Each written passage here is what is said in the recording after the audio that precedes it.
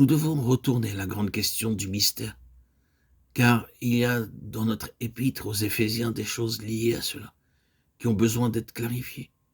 Dans toutes ces épîtres, Paul utilise ce terme mystère environ 20 fois. Le mystère, le secret de l'aveuglement qui est arrivé à Israël, Romains 11, 25. Le mystère de la sagesse de Dieu, 1 Corinthiens 2, 7.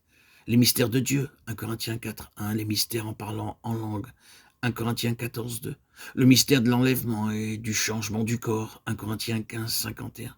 Ou encore, le mystère de sa volonté, Éphésiens 1, 9. Le mystère révélé à Paul, Éphésiens 3, 3, 4. La dispensation du mystère, Éphésiens 3, 9.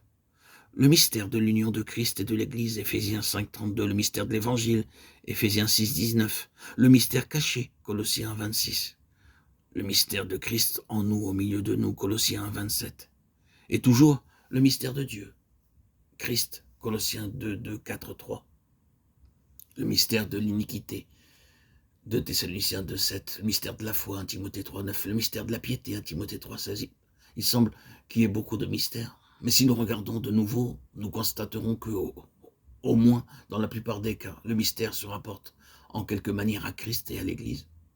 Il y a très peu d'exceptions à ceci. Lorsqu'il est question de la conception particulière de Paul, ce n'est pas au pluriel, mais le mystère. Et invariablement, c'est en relation avec Christ en personne et Christ corporatif.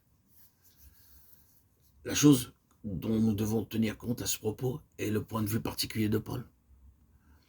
C'est dans 5 fois dans cette épître aux Éphésiens, il utilise l'expression dans les lieux célestes 1, 3, 20, 2, 6, 3, 6, 12. Et sous cette forme, cela ne se trouve nulle part ailleurs. C'est l'une des expressions de Paul les plus difficiles à comprendre pour quiconque d'entre nous. Nous ne sommes pas tout à fait aidés par d'autres expressions se rapportant au ciel telles que « tout genou fléchisse dans les cieux » Philippiens 2, 10. La traduction dans les lieux célestes n'est pas très heureuse, mais nous pouvons examiner diverses références. Le domaine présent et la nature des bénédictions du croyant se trouvent dans les lieux célestes. Éphésiens 1, 3.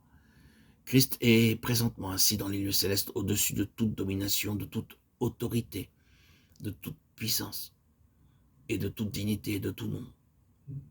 Philippiens 1, 20, 21. La position de Christ est présentée comme étant celle également de l'Église 2, 6. Il y a des dominations, des autorités dans les lieux célestes à qui il est donné de connaître par l'Église la sagesse infiniment variée de Dieu. 3, 10. La guerre de l'Église ne se situe pas présentement dans le domaine de la chair et du sang, mais dans les lieux célestes contre des dominations et des autorités.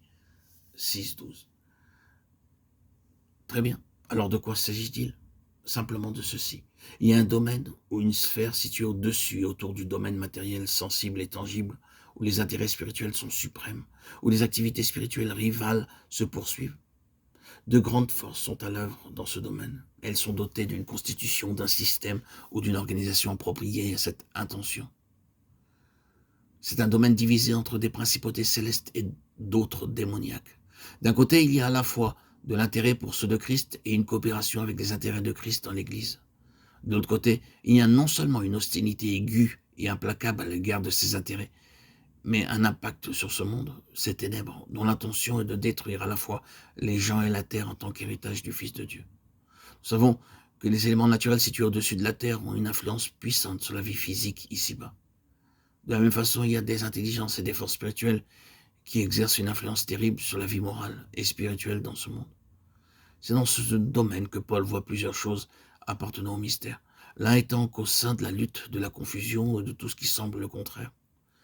Dieu œuvre à la réalisation d'un dessein qui, parce qu'il est le maître absolu, ne devra pas simplement combattre des forces adverses, mais qui à la fois manifestera sa supériorité et amènera les forces adverses à servir à l'avancement de ce dessein.